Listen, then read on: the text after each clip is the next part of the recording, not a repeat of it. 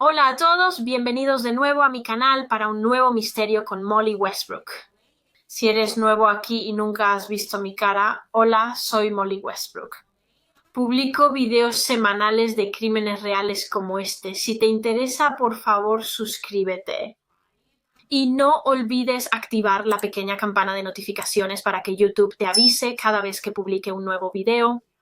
Pero de todos modos, esta semana vamos a hablar sobre, honestamente, un caso que es una montaña rusa. Este caso en realidad me fue sugerido por uno de mis miembros de Patreon y fue realmente salvaje investigarlo. Hoy estamos hablando sobre el doble asesinato de Sidney y Jacqueline Blackwell. Eran una pareja casada que fue asesinada en el año 2004. Por un tiempo, nadie vio ni escuchó nada de Sidney y Jacqueline y algunas personas simplemente asumieron que esto se debía a que se habían ido de vacaciones a España, algo que solían hacer con frecuencia. Sin embargo, finalmente se descubrieron sus cuerpos sin vida y rápidamente se inició una investigación de homicidio. La caza estaba en marcha para atrapar a su asesino y la policía no tardó mucho en identificarlos.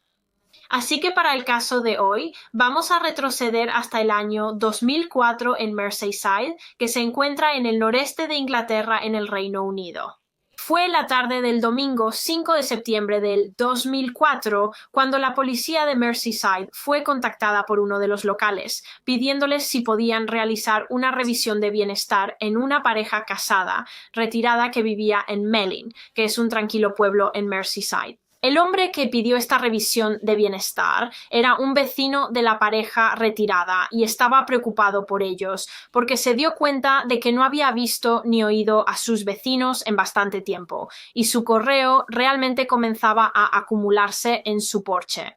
Había golpeado su puerta principal un par de veces solo para ver si estaban bien, pero nunca hubo respuesta y nunca podía escuchar a nadie adentro, a nadie hablando, aunque curiosamente podía escuchar un extraño ruido como de zumbido proveniente del interior de su casa. Y así sus preocupaciones solo crecieron y decidió llamar a la policía y pedirles que revisaran a los vecinos. Entonces se enviaron algunos policías a la propiedad donde vivía la pareja y simplemente echaron un vistazo alrededor de la casa. Así que estaban mirando a través de las ventanas y también podían escuchar el zumbido que creían que eran moscas. Parecía haber una infestación de moscas dentro de la casa. Pero no solo eso, los oficiales de policía también notaron inmediatamente un olor muy fuerte y desagradable proveniente del interior de la casa. Y después de no obtener respuesta también de la puerta principal, los oficiales decidieron que iban a irrumpir en la casa porque, por supuesto, todo esto era muy preocupante. Estaban muy preocupados por la pareja jubilada y necesitaban verificar su estado. Así que forzaron la puerta y tan pronto como entraron a la casa se encontraron con una escena verdaderamente horrorosa. Era como una escena de una película de terror. Había moscas absolutamente en todas partes, solo un enjambre de moscas por toda la casa y el olor tan pronto como abrieron la puerta era abrumador. De hecho, se describió como simplemente insoportable. Era tan malo que no les llevó mucho tiempo a los oficiales darse cuenta de dónde venía el olor. La fuente del olor eran dos cuerpos muertos dentro de la casa, los cuerpos de la pareja jubilada que no se había visto ni oído en semanas. La pareja casada eran Sidney Blackwell de 72 años y su esposa Jacqueline de 61 años y el primer cuerpo que se encontró fue el de Sidney Blackwell. Él fue encontrado medio desplomado en una silla en la sala de la casa y luego Jacqueline fue descubierta en el suelo de un baño y sus cuerpos estaban muy mal descompuestos para cuando fueron encontrados. Era obvio que habían estado muertos durante varias semanas y que no habían muerto de una muerte natural. Fue inmediatamente claro que hubo juego sucio involucrado aquí y toda la casa era una escena del crimen. Pero antes de avanzar más con el caso, permíteme contarte un poco más sobre la pareja casada Sidney y Jacqueline Blackwell. Entonces Sidney y Jacqueline se conocían desde hace mucho tiempo, desde que eran jóvenes adultos en los 60 y su historia es bastante única.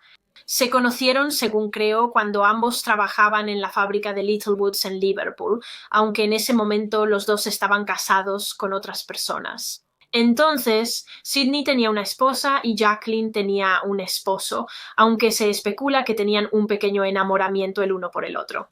Ambos se sentían atraídos mutuamente, pero como estaban en relaciones comprometidas, nunca persiguieron nada y simplemente continuaron con sus vidas individuales. Tomaron caminos separados y nada sucedió entre ellos durante aproximadamente 2 décadas. Pero luego, 20 años después de que se conocieron por primera vez, Sydney se había divorciado de su esposa y el matrimonio de Jacqueline había terminado unos 10 años antes y se encontraron el uno al otro una vez más cuando ambos comenzaron a trabajar para la misma empresa en Liverpool. Sydney trabajaba allí como contable y Jacqueline estaba empleada como compradora o comerciante de antigüedades. El año era 1982. Sydney tenía 53, Jacqueline tenía 42, y a pesar de que habían pasado 20 años, la atracción y la química entre ellos todavía estaba muy presente, y ahora que ambos estaban solteros pensaron ¿por qué no iniciar una relación? Y eso es exactamente lo que hicieron. Comenzaron a salir, se enamoraron rápidamente y eso fue todo para ellos. Sabían que querían pasar el resto de sus vidas juntos y también querían formar una familia juntos, y así un par de años después Jacqueline quedó embarazada y en 1986 dio a luz a un pequeño niño al que llamaron Brian. Y luego, poco después de que Brian nació, Sydney y Jacqueline se casaron y estaban muy felices con la vida, con su pequeña familia. Adoraban absolutamente a su hijo Brian, realmente lo mimaban mucho. 2 años después de que Brian nació, la familia de 3 se mudó a un bungalow de 3 habitaciones en el pueblo de Melling, que era un lugar muy agradable, diría que quizás de clase media a alta en cierto modo. Las personas que vivían en Melling en su mayoría estaban bastante bien económicamente y eso era una buena manera de describir a la familia Blackwell.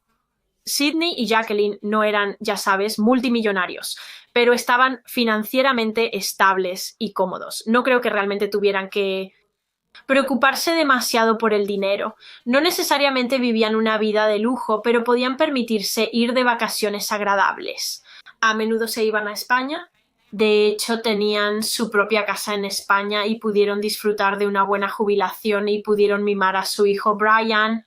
Siempre solo querían lo mejor para Brian y así mientras crecía eran padres muy atentos. Creo que siempre impulsaron a Brian a destacarse tanto en la escuela como en los deportes.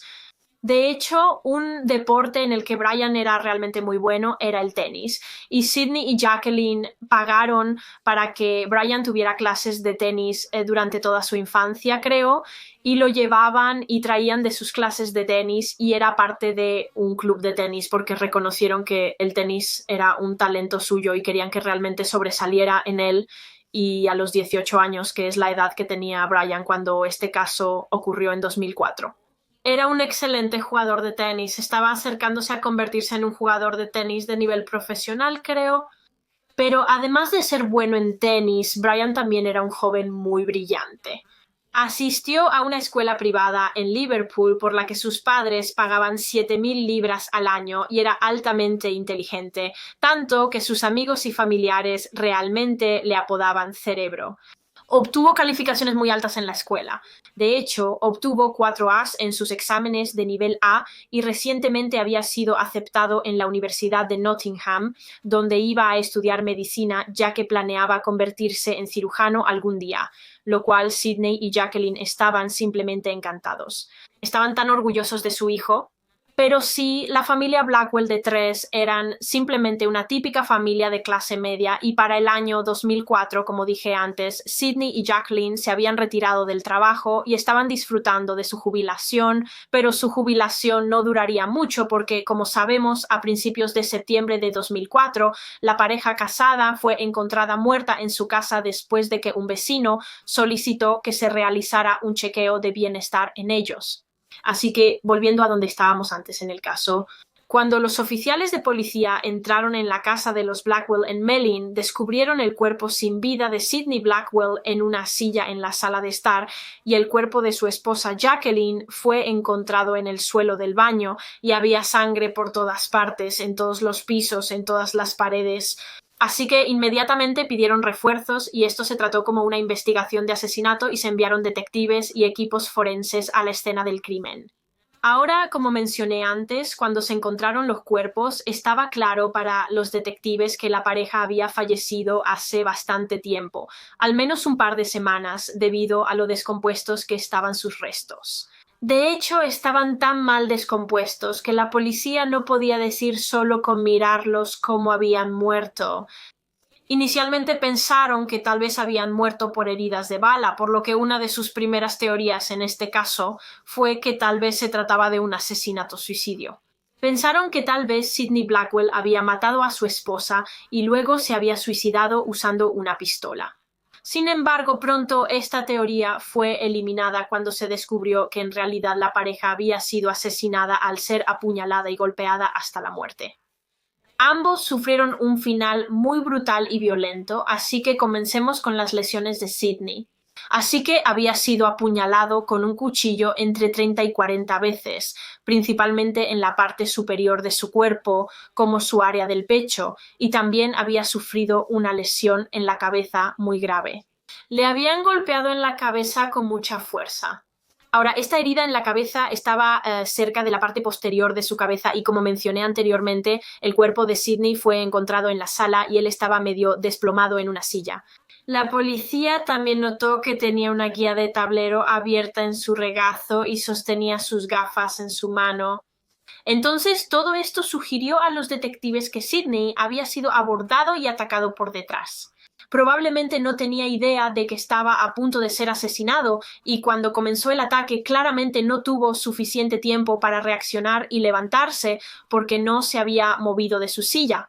Quizás estaba viendo la televisión o estaba dormido cuando se le infligió la primera herida en su cuerpo. Ahora, en cuanto a Jacqueline, se determinó que había sufrido lesiones similares a las de su esposo. También había sido apuñalada varias veces, creo que alrededor de 20 veces la habían apuñalado, y también había sido golpeada en la cabeza con algún tipo de arma, pero como sabemos la encontraron en el baño de la casa. Aunque las pruebas en la escena del crimen indicaban que la atacaron y mataron en la sala, la misma habitación donde asesinaron a Sidney. Pero luego un rastro de sangre en la casa sugería que después de que ella estaba muerta, el asesino arrastró su cuerpo al baño y la dejó allí en el suelo. Había un rastro de sangre desde la sala hasta el baño donde se había movido su cuerpo. Después de buscar alrededor de la casa, la policía no encontró ninguna arma homicida, por lo que no se localizó el cuchillo que se utilizó para apuñalar a la pareja, ni el arma que se utilizó para golpearlos en la cabeza.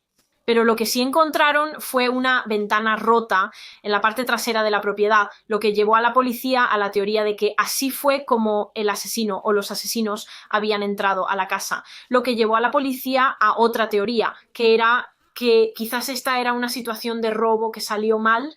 Los Blackwells gozaban de una buena situación económica. Tenían dinero, así que quizás sus asesinos habían ido allí con la intención de robarles. Sin embargo, esta teoría también fue rápidamente descartada porque no parecía que se hubiera robado nada y el lugar realmente no parecía haber sido saqueado. Realmente no parecía como si los ladrones hubieran ido por ahí buscando frenéticamente cosas para robar. Pero no solo eso, la gravedad de las lesiones de la pareja no sugería que este ataque fuera realizado por una persona aleatoria o personas aleatorias que fueron allí para robar en la casa. Las muertes de Sidney y Jacqueline fueron tan brutales que claramente había mucha ira en este doble asesinato que la policía pensó que seguramente no había forma de que el asesino o los asesinos fueran desconocidos para la pareja. La violencia extrema que se utilizó para acabar con sus vidas indicaba que esto era personal. Fueron asesinados por alguien que conocían. Además de buscar pruebas dentro de la casa de la pareja, los detectives también realizaron búsquedas afuera, incluyendo en el jardín de la pareja. Y allí en el jardín descubrieron una fogata y pudieron notar que esta fogata había sido utilizada recientemente. Alguien la había usado para quemar algo. Los restos de algo estaban en esta fosa. Ahora no podían decir que se había quemado en la fogata solo con mirarla, y no estaban seguros si esto incluso estaba relacionado con el... la fogata pudo haber sido usada por los Blackwells antes de su asesinato, según la investigación. pero la policía pensó que había una posibilidad de que tal vez el asesino lo había usado para quemar pruebas, para destruir evidencia, así que era una línea de investigación que iban a examinar más a fondo. Como parte de la investigación, la policía también habló con los vecinos de la familia Blackwell y les preguntó si recordaban haber visto u olido el fuego ardiendo en el jardín de al lado, pero dijeron que no. También preguntaron a los vecinos cuándo vieron por última vez a la pareja asesinada con vida y explicaron que no podían recordar exactamente cuándo fue, pero creían que fue probablemente más de un mes antes de que se encontraran sus cuerpos, y después de eso nada. No vieron ni escucharon nada de ellos en absoluto, y eso era algo que la policía realmente necesitaba esclarecer. Necesitaban determinar exactamente cuándo habían sido asesinados la pareja.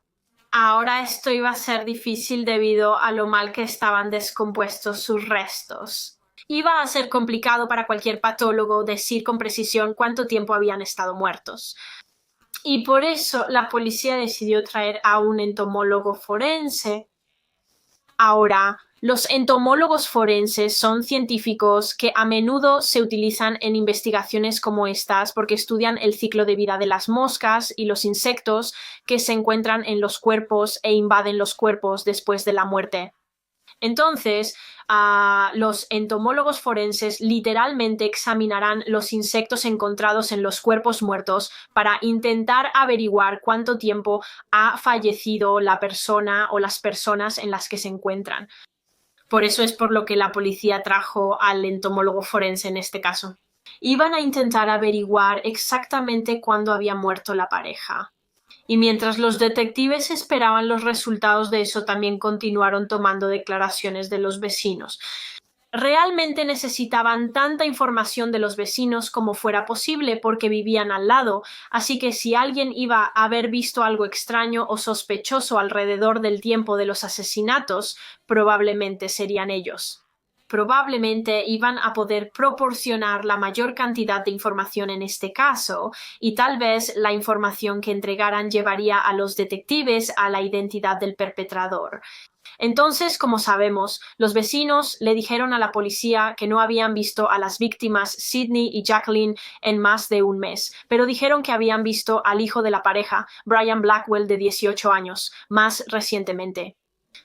Los vecinos dijeron que alrededor de 3 semanas antes de que se encontraran los cuerpos de la pareja, Brian realmente había ido a la casa de sus padres con su novia, pero no pudo entrar y le dijo a sus vecinos que la razón por la que no podía entrar era porque no tenía una llave consigo.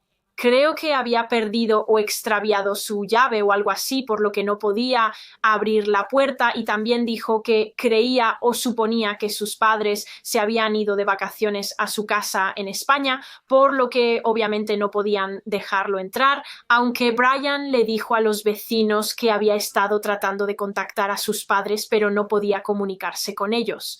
Y debido a que no podía entrar a la casa, en realidad se estaba quedando con su novia, cuyo nombre era Amal.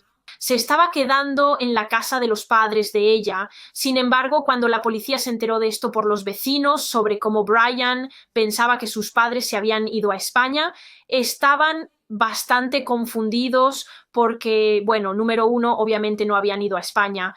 Fueron hallados muertos en su domicilio. Y también no había nada en su casa que sugiriera que estaban a punto de irse de vacaciones o que se estaban preparando para irse de vacaciones. No tenían ninguna maleta empacada, no había boletos de avión ni nada por el estilo. No habían pedido a los vecinos que vigilaran su casa, lo cual creo que es algo que usualmente hacían cuando se iban. Y también no le habían dicho a su propio hijo que planeaban irse. Por lo que puedo deducir, Brian le dijo a los vecinos que simplemente asumió que sus padres se habían ido a España porque lo hacían a menudo, pero parece muy extraño que simplemente se fueran sin realmente informar a su hijo.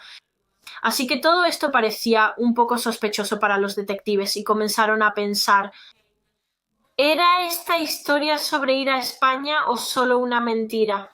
El joven de 18 años Brian Blackwell tuvo algo que ver con el asesinato de sus padres y simplemente inventó la falsa historia de las vacaciones en España para que la gente creyera que no tenía idea de dónde estaban sus padres, cuando en realidad él sabía dónde estaban sus padres. Sabía que estaban muertos.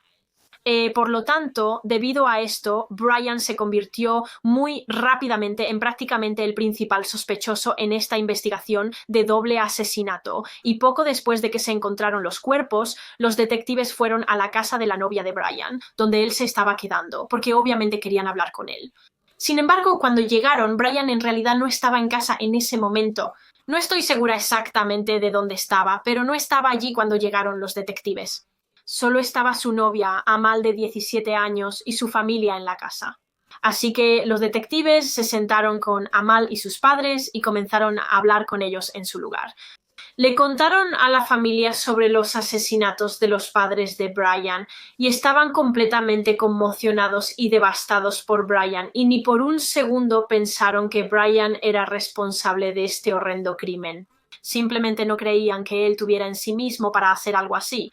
Así que los detectives comenzaron a hacerle a la familia un par de preguntas. En particular, le estaban haciendo preguntas a Amal porque querían saber más sobre su relación con Brian Blackwell. Y Amal informó a los detectives que ella y Brian se habían conocido en la escuela y se llevaban muy bien y rápidamente se enamoraron perdidamente el uno del otro. Y así comenzaron a salir y parecían ser una pareja realmente bien avenida. Y los padres de Amal estaban muy contentos con esta pareja. Realmente les gustaba Brian. Pensaban que era un buen joven respetable que iba a llegar lejos en la vida. Como dije antes, Brian era un joven muy inteligente. Pronto iba a asistir a la universidad para estudiar. Amal y yo íbamos a estudiar medicina, pues ambas éramos muy inteligentes. Y como sabemos, Brian también era un muy buen jugador de tenis. De hecho, era tan bueno que Amal le dijo a la policía que Brian estaba siendo patrocinado por la marca Nike o Nike, como quiera que lo pronuncies. Nike en realidad le había dado alrededor de 70,000 libras en dinero de patrocinio porque se suponía que iba a competir en torneos de tenis alrededor del mundo. Y Nike quería representarlo porque pensaban que era realmente bueno y muy probable que ganara estos torneos. Y Brian solía consentir absolutamente a su novia Amal con el dinero del patrocinio, le compraba varios regalos, incluyendo un coche.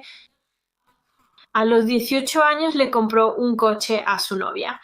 Un día, Brian llevó a Amal a un concesionario de coches porque él mismo quería conseguir un coche Mercedes, así que la llevó con él para que ella pudiera ayudarlo a elegir el coche que iba a comprar y mientras estaban allí, Amal notó que había un Porsche en el concesionario que le gustaba bastante y ella simplemente hizo un comentario como «Wow, ¿no es realmente bonito este coche?» y dijo que le encantaría tener su propio coche algún día.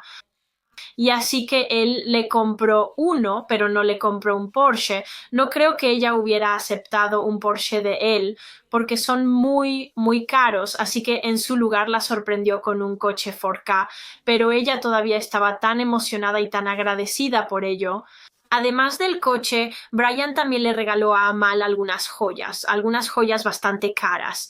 Tan caras de hecho que la madre de Amal realmente le preguntó a Brian si podía proporcionar el recibo para que ella pudiera poner las joyas en el seguro de la casa. Y también le compró un boleto para ir a Florida con él. Verás, Brian iba a competir en un torneo de tenis en Miami y quería que Amal lo acompañara y ella preguntó a sus padres y sus padres dijeron que sí, que podía ir.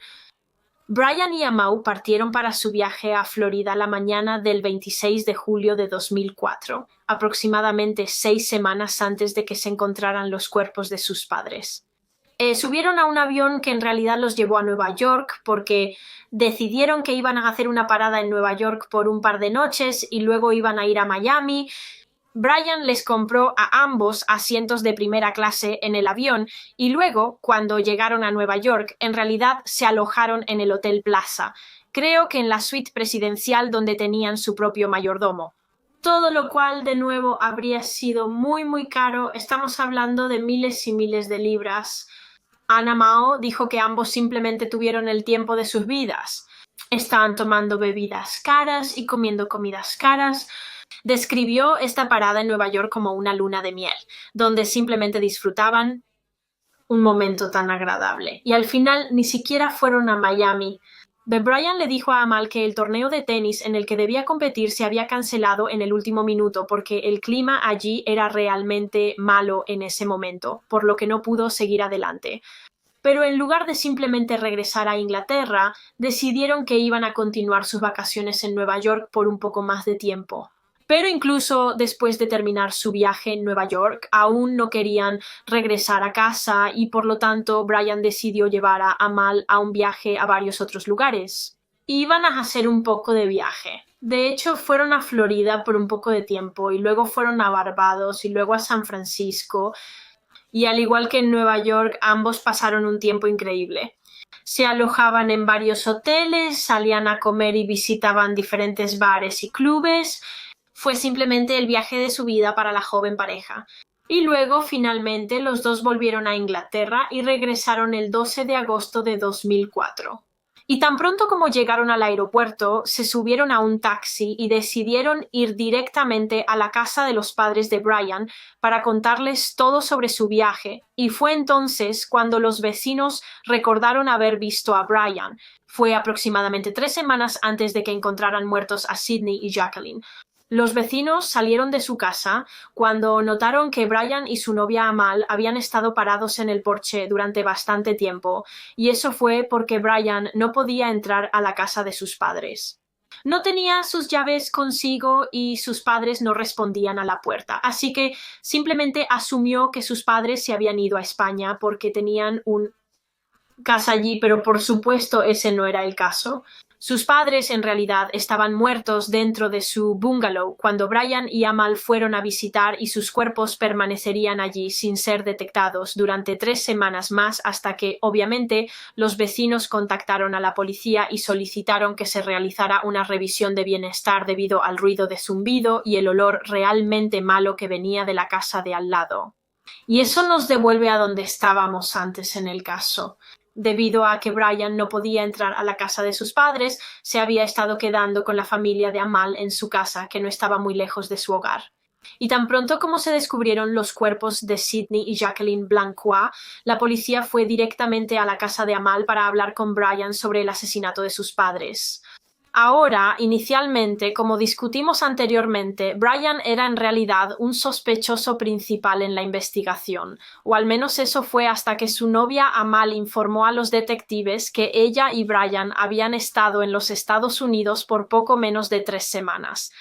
Y aunque la policía aún no tenía confirmación exacta de cuándo fue asesinada la pareja retirada, creían que fue alrededor del mismo tiempo que Brian estaba de vacaciones, por lo que parecía tener una coartada. Si estaba en los Estados Unidos viajando con su novia, entonces no podría haber sido el asesino de sus padres porque no puede estar en 2 lugares a la vez. Finalmente, Brian regresó a la casa de Amal, desde donde quiera que hubiera estado, y cuando lo hizo, la policía lo sentó y le dio la noticia de que sus padres habían sido encontrados muertos. Y los oficiales dijeron que se puso muy molesto, por supuesto, como cualquiera lo haría después de escuchar esa noticia.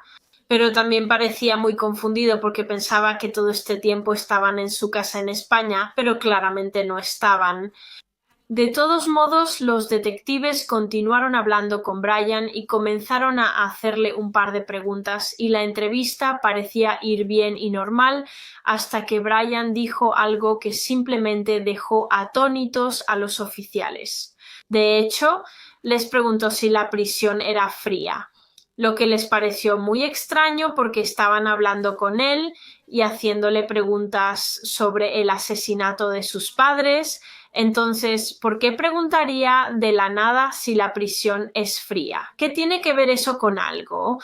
Simplemente parecía muy extraño y la policía no podía entender por qué les había preguntado eso. ¿Era porque estaba preocupado por ir a prisión y que hiciera frío allí y sí? Entonces, ¿por qué está preocupado por ir a prisión? ¿Había hecho algo que podría llevarlo a prisión? ¿Tal vez matar a sus propios padres? Así que después de este comentario, la policía volvió a sospechar de Brian Blackwell. Y así supieron que tenían que investigarlo un poco más como un posible sospechoso. Y la razón por la que tenían que investigarlo un poco más era porque, a pesar de sus sospechas, en realidad no tenían nada concreto que lo vinculara con el crimen. y si iban a acusarlo necesitaban pruebas. Así que comenzaron a repasar todos los detalles relacionados con este caso, incluyendo las pruebas de la escena del crimen y el informe de la autopsia, que obviamente detallaba cómo habían muerto los Blackwells. Como sabemos, ambos fueron apuñalados hasta la muerte. Fueron apuñalados numerosas veces con un cuchillo y además también habían sido golpeados en la cabeza con un arma que la policía ahora creía que probablemente era un martillo, y luego, cuando sus cuerpos fueron encontrados semanas y semanas después, toda la casa estaba llena de moscas y sus cuerpos estaban invadidos por insectos. Y como discutimos anteriormente, como parte de esta investigación de doble asesinato, los detectives contactaron a un entomólogo forense porque tenían dificultades para establecer qué día había sido asesinada la pareja jubilada. Así que trajeron al entomólogo para estudiar los insectos que estaban en los cadáveres porque tenían la esperanza de que él pudiera determinar cuánto tiempo habían estado presentes estos insectos en los cuerpos.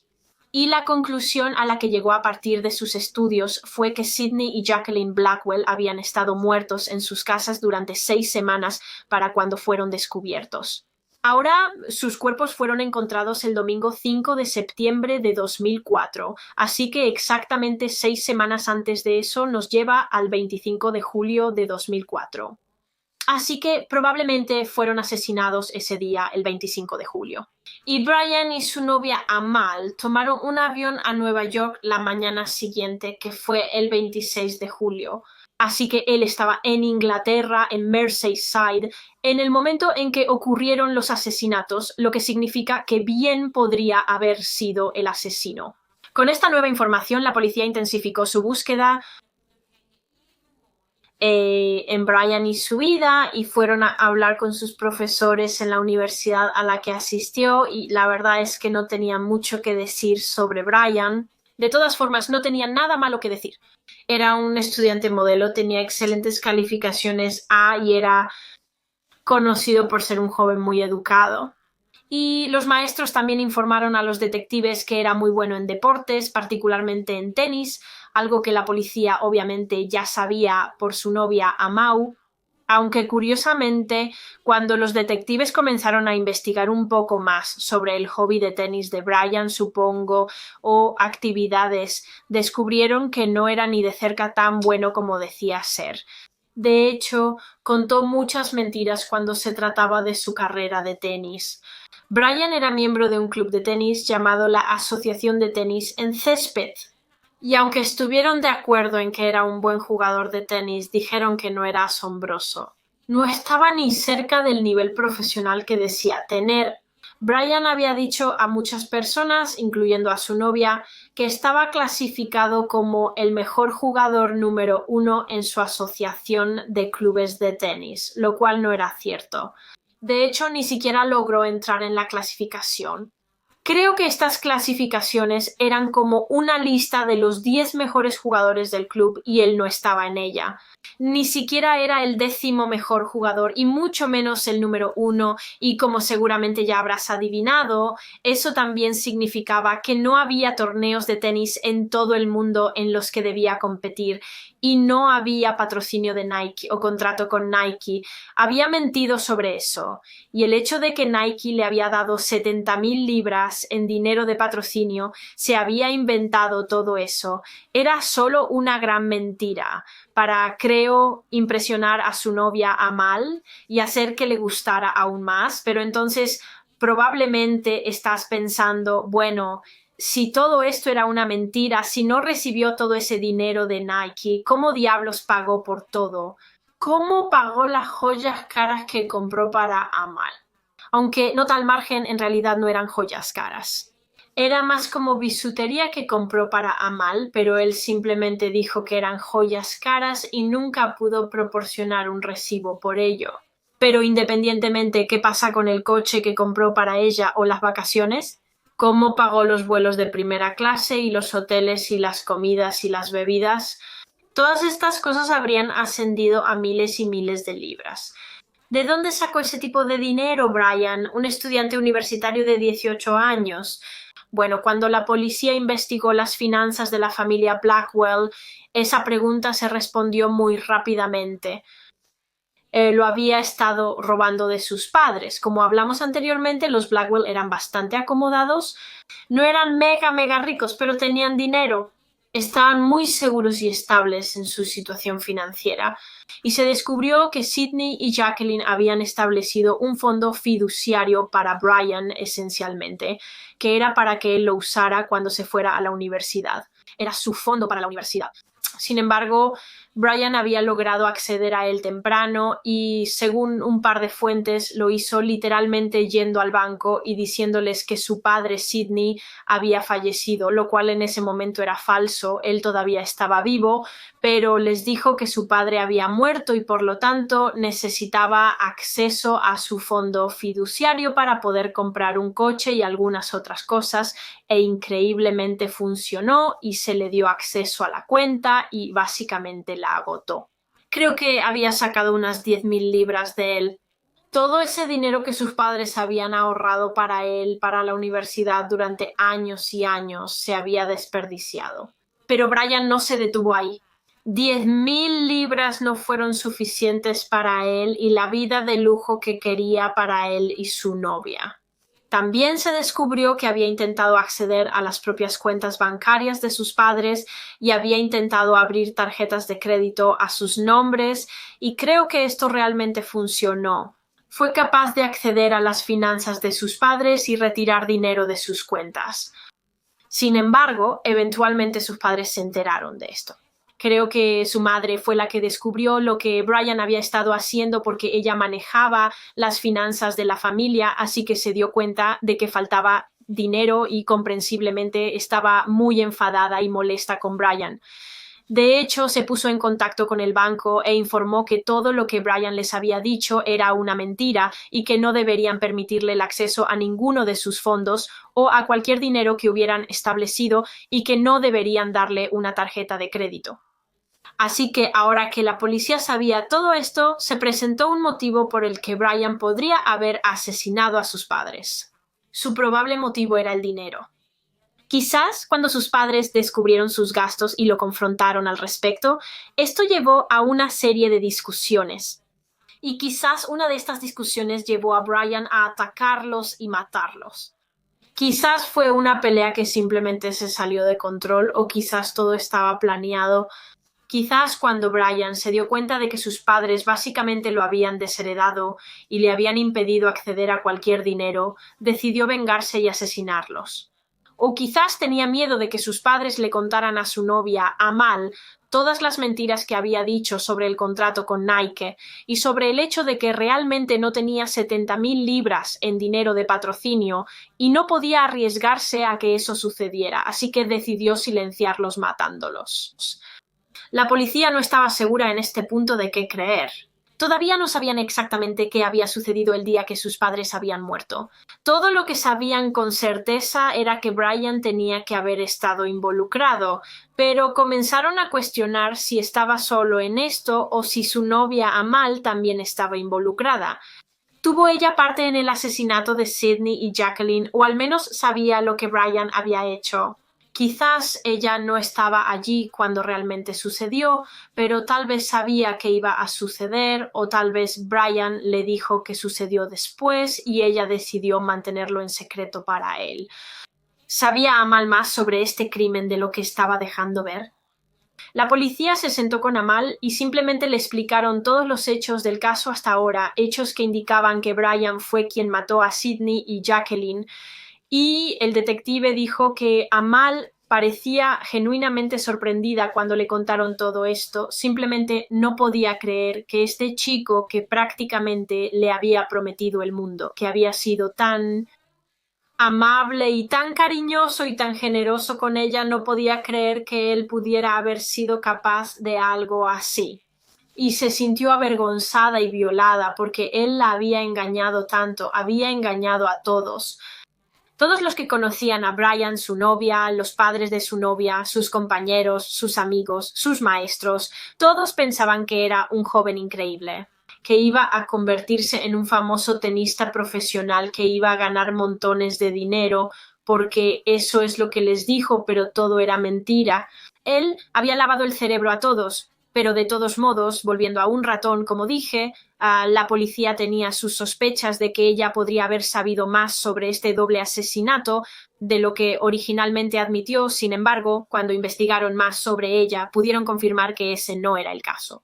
No se cree que ella tuviera conocimiento sobre el asesinato de Sydney y Jacqueline, por lo que fue descartada como una persona de interés. Pero como parte de la investigación, ahora que Brian era el principal sospechoso, la policía decidió realizar una búsqueda en la casa en la que había estado viviendo en las semanas antes de que se encontraran los cuerpos de sus padres. Y obviamente esta era la casa de los padres de Mal, por lo que la policía les preguntó a sus padres si podían buscar en su propiedad y ellos dieron su permiso para que lo hicieran.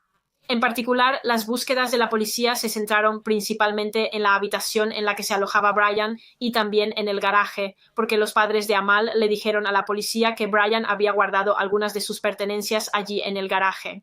Así que comenzaron a buscar en el garaje y allí en realidad encontraron una bolsa que parecía como si casi hubiera sido escondida. Estaba claro que quienquiera que hubiera puesto esa bolsa en el garaje no quería que nadie la encontrara, pero la policía sí la encontró y cuando la abrieron, dentro encontraron un martillo. Un martillo que parecía muy similar al que el médico forense dijo que habría causado las lesiones en la cabeza que se infligieron a las víctimas. Y creo que cuando se encontró este martillo todavía tenía sangre y también cabello en él, que obviamente probablemente pertenecía a Sydney y Jacqueline Blackwell. Pero eso no fue todo lo hallado en la bolsa. También descubrieron un juego de llaves, las llaves de la casa de la familia Blackwell, y estas llaves pertenecían a Brian, lo cual era muy interesante considerando que Brian le dijo a sus vecinos el 12 de agosto, cuando regresó de los Estados Unidos, les dijo que no podía entrar a la casa de sus padres porque no tenía sus llaves, las había perdido o extraviado, pero estaban dentro de esta bolsa, junto con un martillo. Así que después de encontrar estos objetos, el martillo y las llaves escondidas en una bolsa, en una casa en la que Brian se estaba quedando después del asesinato, la policía estaba obviamente segura ahora más que nunca de que él era el asesino y se estaban preparando para arrestarlo, tenían suficientes pruebas para hacerlo ahora y fue entonces cuando recibieron aún más pruebas de dos testigos que se presentaron con información sobre Brian después de ver este caso en las noticias. Estos dos testigos eran de Kirkby, que es una ciudad en Liverpool y no está muy lejos en absoluto de Melling, donde vivían los Blackwell, está literalmente a solo 2 millas de distancia. Ahora, no estoy muy segura de cómo exactamente ocurrió esto, no estoy segura de cómo estas dos personas se encontraron con Brian, pero básicamente le dijeron a la policía que poco después de los asesinatos, Brian Blackwell se les acercó y les preguntó si estarían dispuestos a incendiar la casa de un traficante de drogas, lo cual por supuesto pensaron que era algo extraño y nunca sucedió nada al respecto. Obviamente no accedieron a hacerlo y no pensaron demasiado en ello en ese momento. Sin embargo, más tarde, cuando vieron el caso del asesinato de los Blackwell en las noticias, se dieron cuenta de que la persona que les hizo esa extraña pregunta sobre incendiar una casa era el hijo de las dos personas que habían sido asesinadas. Y comenzaron a unir dos y dos. Pensaron que tal vez si Brian era el asesino, quería que alguien quemara el bungalow de sus padres porque quizás de esa manera nunca se descubrirían sus cuerpos, simplemente se quemarían hasta desaparecer dentro de la casa, por lo que esta información de los testigos era aún más evidencia contra Brian Blackwell.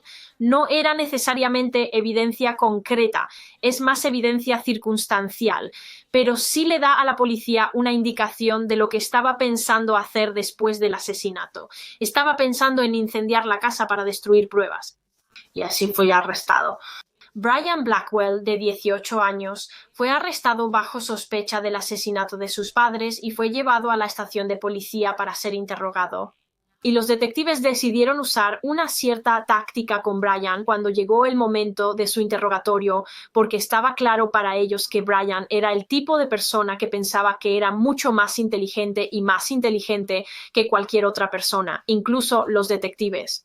Y entonces, en lugar de presentarle a Brian todas las pruebas que tenían en su contra, simplemente le pidieron su versión de los hechos del día en que asesinó a sus padres. y le preguntaron por qué lo hizo sin dejar entrever que en realidad tenían pruebas que lo vinculaban con el crimen. Y me imagino que esto sorprendió un poco a Brian porque probablemente no pensaba que la policía estaba tras él. Pensaba que era lo suficientemente astuto para salir impune de esto. Pero de todos modos, la policía simplemente le preguntó por qué lo hizo y eso no le gustó. Comenzó a ponerse bastante confrontativo con la policía y básicamente les decía, ¿por qué me hacen estas preguntas?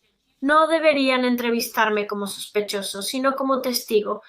Así que estaba claro para la policía en ese punto que Brian no iba a ceder nada porque lo haría. Hasta donde él sabía, la policía no tenía pruebas concretas para acusarlo. Pero luego los detectives presentaron a Brian las llaves de la casa Blackwell que se encontraron en su bolsa en la casa en la que se estaba quedando. Llaves que previamente dijo que no tenía, que había perdido o extraviado o algo así. Estas llaves eran la prueba de que Brian sí tenía acceso a la casa donde habían asesinado a sus padres. Eran la prueba de que había mentido y tan pronto como se presentaron estas llaves a Brian, su actitud cambió completamente. Así que antes estaba bastante enfadado y confrontativo con la policía y luego cambió y empezó a ponerse realmente triste y a llorar. Y poco después de esto, después de hablar con un abogado y recibir algunos consejos de ellos, Brian se sentó con los detectives e hizo una confesión. Confesó haber matado a su madre y a su padre. Sin embargo, afirmó que no fue un asesinato. Brian le dijo a la policía que mató a sus padres en defensa propia. Brian explicó a la policía lo que había estado sucediendo en el periodo previo a la muerte de sus padres, cómo era la situación en casa. Y afirmó que recientemente había habido muchas discusiones entre él y su madre y padre porque descubrieron sus gastos y su robo de su dinero y, por supuesto, estaban furiosos con él.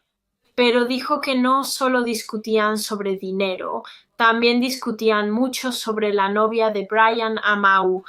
Verás, Sydney y Jacqueline realmente no aprobaban a Amau porque sentían que ella de alguna manera lo estaba alejando de ellos y distrayéndolo de sus estudios, y según las fuentes tampoco estaban contentos porque básicamente Brian había sido aceptado en 2 universidades diferentes para estudiar medicina. Se le ofreció un lugar en la Universidad de Nottingham y también en la Universidad de Edimburgo, y sus padres querían que fuera a Edimburgo, pero Brian quería ir a Nottingham porque esa era la misma universidad a la que iba a asistir Amal. Así que hubo muchos argumentos alrededor de eso y también, como dije, toda la situación del dinero, y en una noche en particular, la noche del asesinato, uno de estos argumentos se intensificó muy rápidamente y pronto se volvió físico.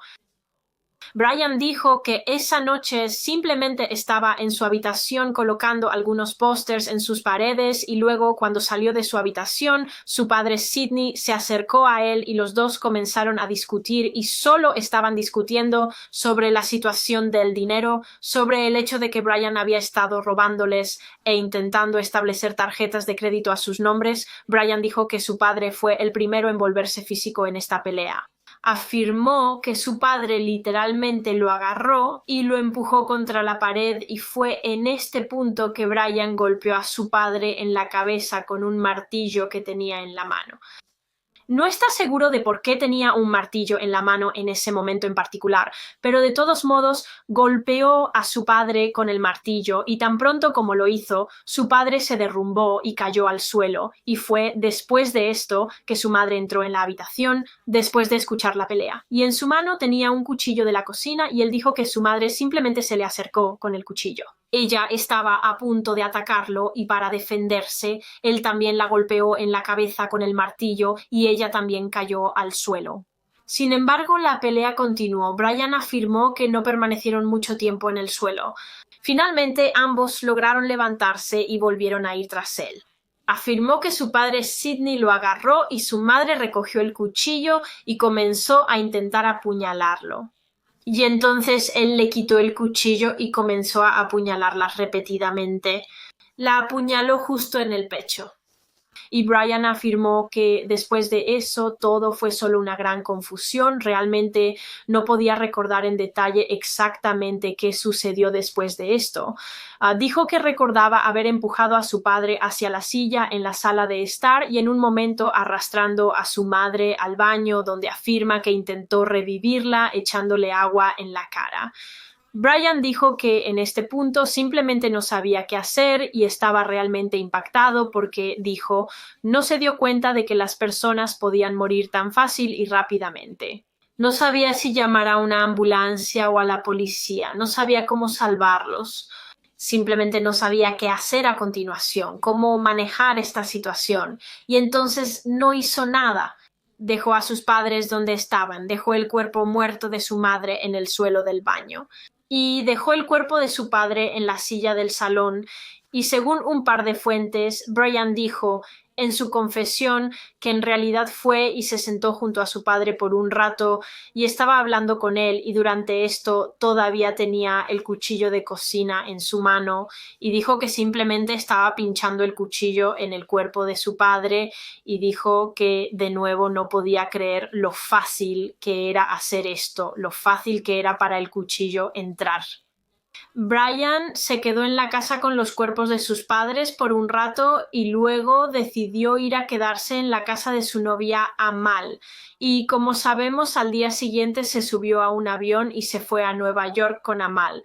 Y pagó el viaje con el dinero de sus padres fallecidos usando sus tarjetas de crédito y se cree que probablemente pensó que para cuando él y Amal regresaran a Inglaterra el 12 de agosto sus cuerpos ya habrían sido descubiertos. Pero cuando fue al bungalow y se dio cuenta de que no habían sido descubiertos y que todavía estaban simplemente en la casa descomponiéndose, simplemente le dijo a la gente que no tenía una llave para entrar y que sus padres probablemente habían ido a su casa en España. Pensó que esa era una buena historia de cobertura porque a menudo se iban a España, así que esa era la historia de Brian. Su versión de los hechos era que mató a sus padres en defensa propia. ¿Pero era esa realmente la verdad? ¿Fue realmente un caso de defensa propia o fue un asesinato frío, no provocado y planeado? Bueno, después de mirar todas las pruebas en este caso, en particular los resultados de la autopsia, la policía no creía que esto fuera defensa propia porque el patólogo concluyó que probablemente Sidney Blackwell había sido atacado por detrás. Ambos tenían una herida muy grave en la cabeza por haber sido golpeados con el martillo, pero la lesión en la cabeza de Sidney estaba cerca de la parte posterior de su cabeza, lo que obviamente indica que Brian se había acercado y lo había golpeado por detrás. Entonces es muy probable que Sidney no supiera lo que estaba a punto de suceder.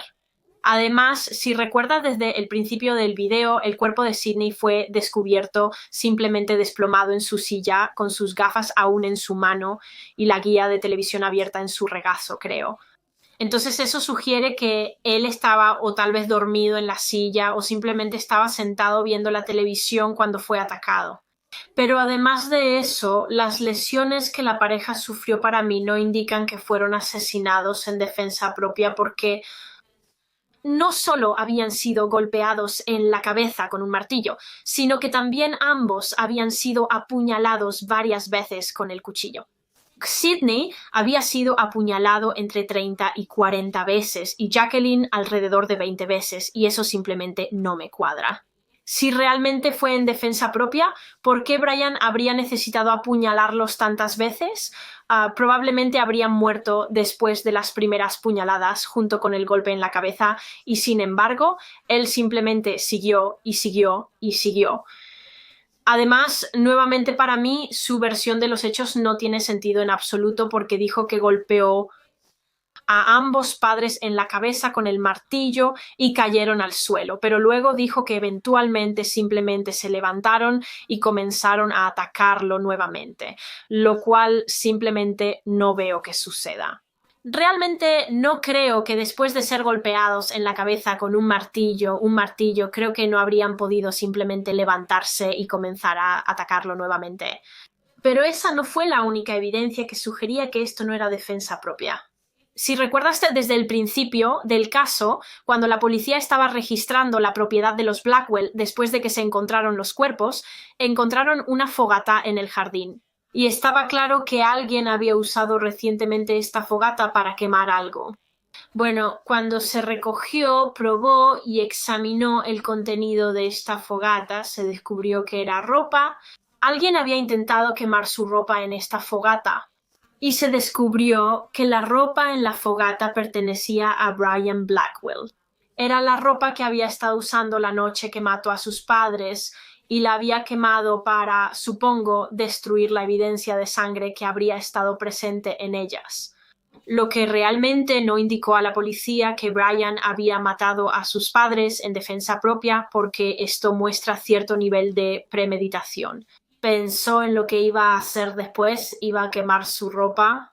Pero lo que también es interesante acerca de Brian, y de nuevo va en contra de su historia de defensa propia, es la forma en que actuó después de los asesinatos. Afirmó en su confesión que estaba tan molesto, tan molesto y desconsolado después, y no podía creer lo que había hecho. Pero para todos los demás parecía completamente normal. Llevó a su novia de vacaciones al día siguiente. Y ella no sospechó nada porque él parecía completamente bien. Él era su habitual yo feliz a su alrededor. Y el hecho de que él pueda actuar así, actuar completamente bien después de matar a sus propios padres de la manera más brutal, es simplemente escalofriante. Además, solo como una nota al margen, creo que después de los asesinatos, Brian en realidad tomó un taxi a la casa de su novia Amal y la policía pudo rastrear al conductor de este taxi. Y le estaban haciendo preguntas al taxista sobre cómo era Brian durante el viaje. Parecía molesto, parecía como en shock o algo así, y el conductor dijo que nada parecía fuera de lo común con Brian en absoluto durante el viaje. No parecía molesto, no parecía triste, no parecía como si hubiera estado llorando. Simplemente parecía del todo normal. Poco después de su confesión, Brian Blackwell fue acusado de 2 cargos de asesinato y su juicio debía tener lugar aproximadamente un año después de los asesinatos en julio de 2005. Ahora, en la preparación para el juicio, obviamente se le asignó a Brian un equipo legal y su equipo legal sabía que de ninguna manera podía negar esto ahora. Él había confesado, así que en su audiencia de declaración sabían que debía declararse culpable. Pero lo que iban a intentar hacer era conseguirle la sentencia más baja posible, alegando que Brian no podía ser responsable de sus acciones porque estaba mentalmente enfermo. Antes de que tuviera lugar el juicio de Brian, fue examinado por varios psicólogos, muchos de los cuales creían que Brian realmente sufría de una enfermedad mental conocida como trastorno de personalidad narcisista, cuyos síntomas pueden incluir falta de empatía, necesidad de exagerar los logros y talentos propios y volverse impaciente y enojado cuando se enfrentan a críticas. Pondré una lista de algunos de los otros síntomas del trastorno de personalidad narcisista en pantalla y también enlazaré más información al respecto en la caja de descripción si te gustaría leer un poco más y educarte al respecto. No conocía ese trastorno de personalidad antes de este caso, por lo que fue muy interesante investigar y aprender más sobre él. Pero sí, un par de los psiquiatras pensaron que Brian sufría de esta condición y por lo tanto, en su opinión experta, creían que Brian debería ser condenado por homicidio involuntario por razones de responsabilidad disminuida y no por asesinato.